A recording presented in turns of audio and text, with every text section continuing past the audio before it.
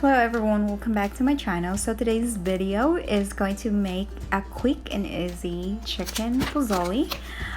Chicken pozole is one of the easiest and flavorful Mexican inspired soup that loaded with fresh ingredients. It's incredibly easy to make.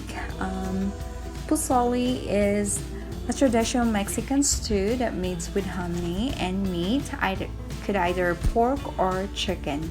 It's commonly garnished with cabbage, some peppers, shredded radishes, avocado, cilantro, and limes. Just keep on watching.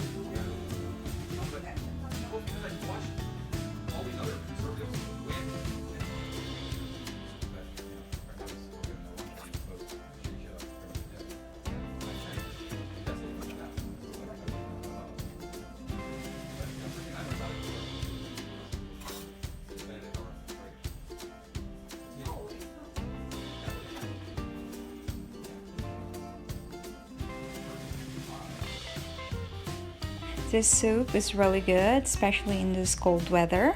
So I hope you guys like this recipe and make one for you. And thank you for watching. We'll have a good day, everyone. We'll see you in the next video. Bye bye.